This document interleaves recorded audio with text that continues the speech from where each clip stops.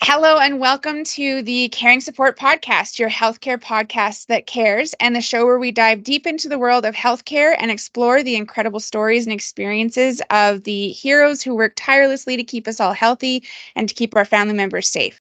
I am your host, Kaylee, and I couldn't be more excited to be with you today because we have the amazing assisted living facility owner and mentor, Carline Cadet Francois, with us today.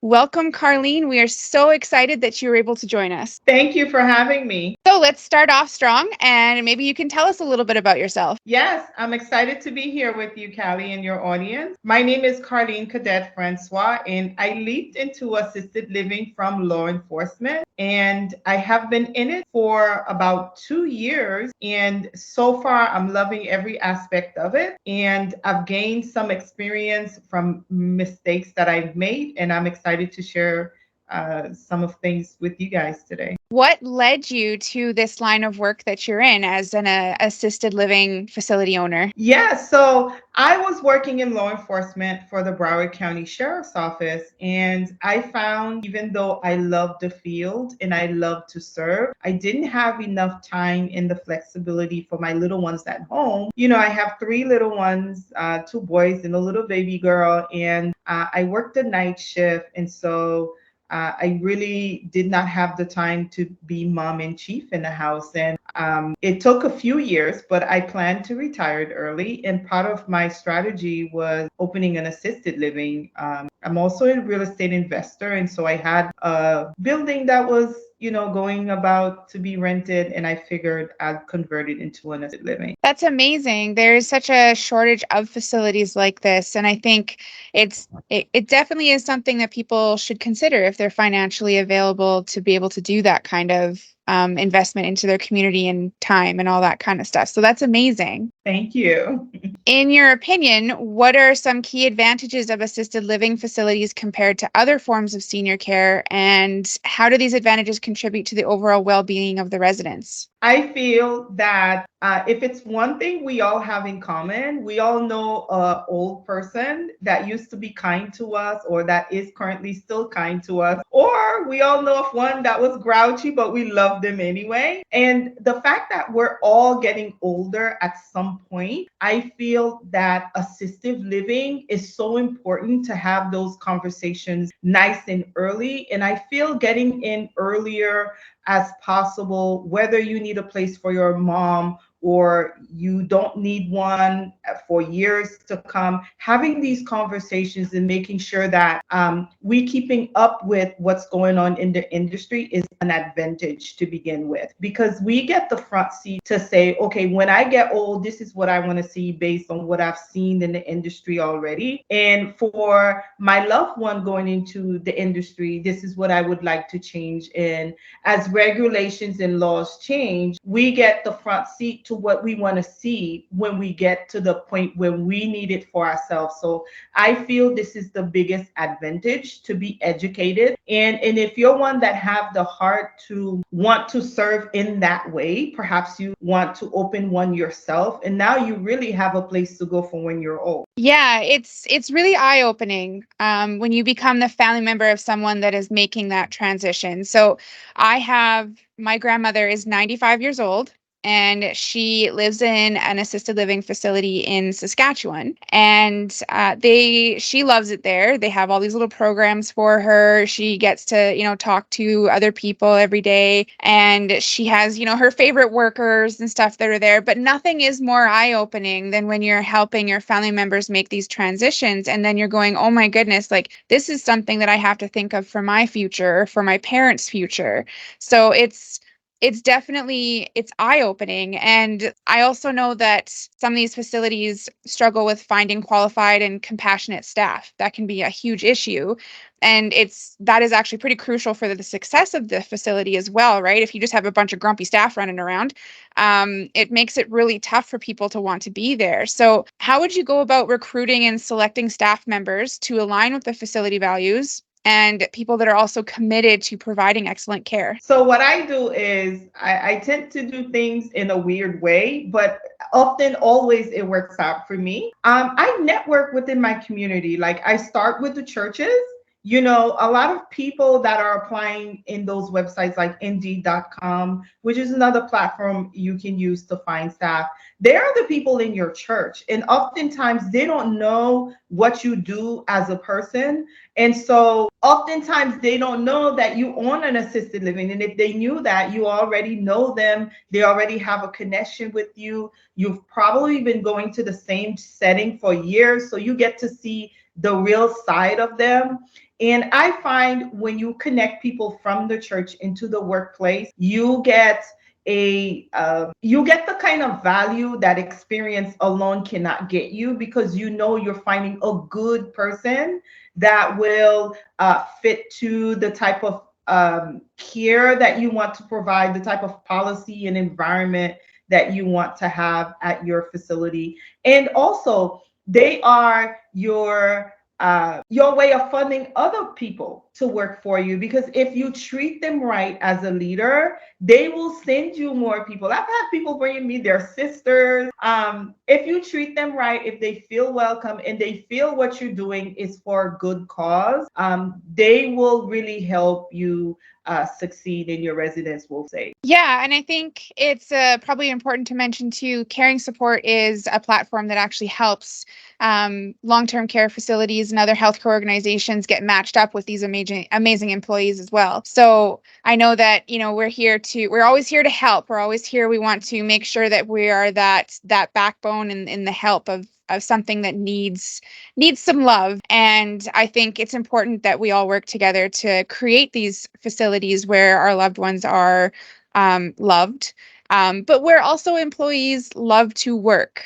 I think that's also really important, especially coming out of COVID and everything and all of the mess that kind of we heard about that in the media and everything. How do you think that assisted living organizations can establish like a supportive work culture within their facility to encourage staff retention? It's such a huge issue, and there sometimes it seems like there's this loss of the sense of community between employees. How would you go about ensuring that that's not the case? So what I like to do is I like to treat people as if I want to be treated. Say for example, one big one I've had, I have little kids, and so sometimes I need a day off to just, whoosah or take them to the beach, or they may not be feeling well. So for me, being that it's hard to find qualified, good people, when I find them, I cherish them.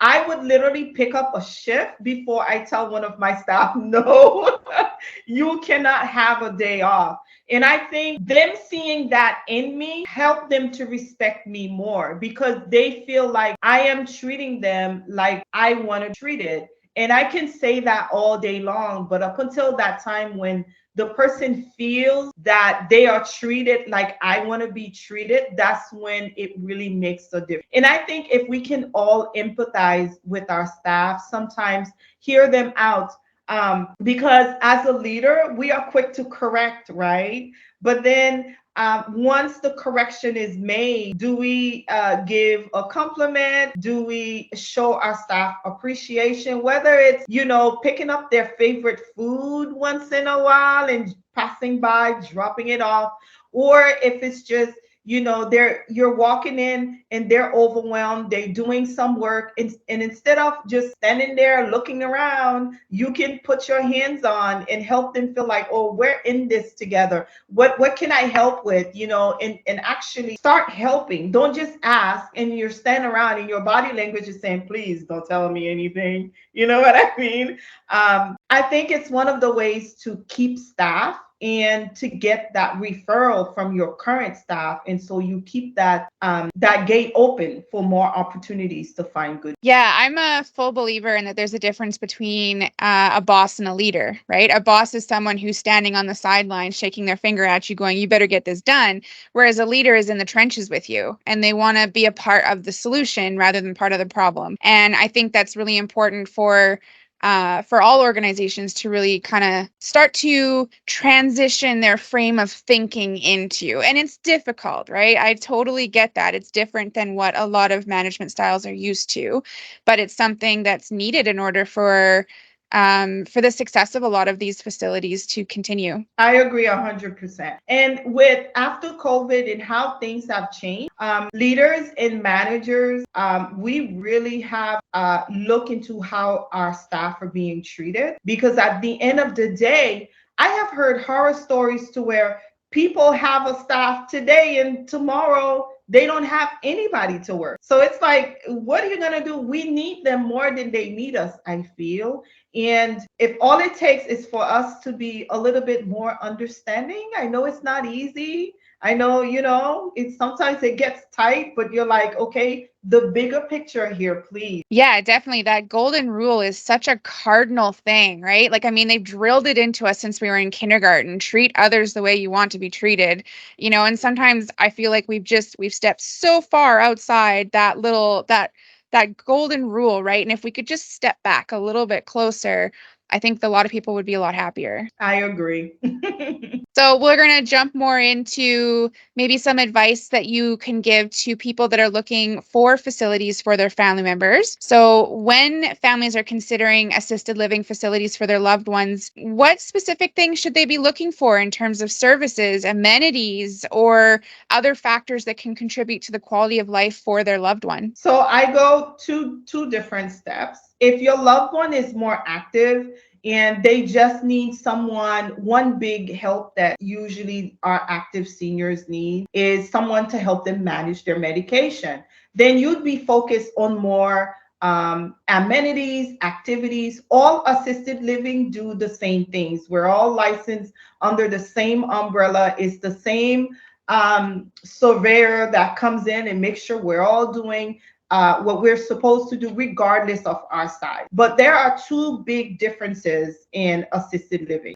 So if your loved one needs just a little bit of help, they don't really need help. So you're probably looking at the bigger setting. You're probably focused on more different activities because they don't really need help. But if your loved one needs a more one-on-one care, then you're looking at the smaller settings that still have activity, but they are more focused also on more one-on-one care. And if you're looking for a place for your loved one, consider how they act on a daily basis and the level of care that they need. And if they need help with 3 or more activities of daily living, and if they can't really handle themselves all that much, a smaller setting, assisted living, is your best route, because oftentimes family members end up at a bigger assisted living, and two things will happen when your loved one declines a little bit more and they need a bit more help.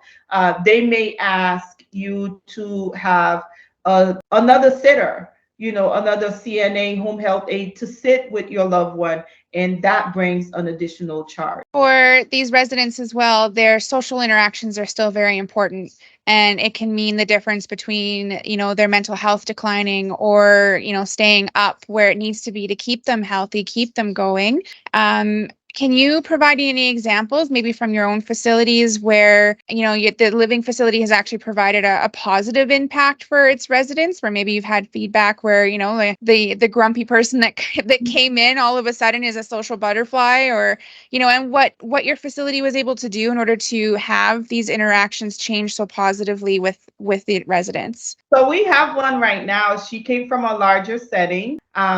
And when she came, she was extremely aggressive, and she has symptoms of dementia and Alzheimer's, stuff like that with the elderly.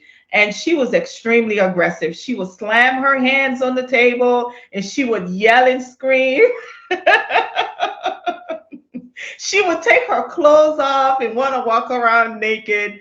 But don't we all sometimes? Just get angry. We're done.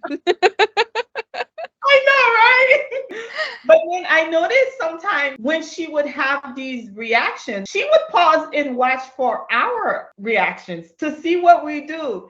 And we started telling her how our feelings were so hurt when she does those things. And it got to the point where right now she's a sweetheart. But then she began to apologize. And then she would tell other staff, oh, I did something to Carline and I hurt her feelings and I feel bad about it. And and now she's like a social butterfly, a sweetheart, and you just couldn't Oh, believe it. Sometimes all they need is someone to just be there and to let them act up a little bit, because they go through a lot. yes. They're displaying so many different displays of symptoms of getting older, and it's like I can only imagine how they feel inside to just not being able to control themselves in such ways. But yeah, she's like the perfect example for us. I mean, I have to say, like, I'd get grumpy too being moved around. Like, you hear all these stories, right, where it's like they have to be moved from, one facility to another depending on their needs and stuff. And like, that would be frustrating for me. It's frustrating enough for me when I have to move in general. I hate moving. So, like, I can't imagine, like going through that and then having to, like, re-meet, this caregiver and that caregiver and having that change all the time. Like, of course, like I would be substantially grumpy as well, I think.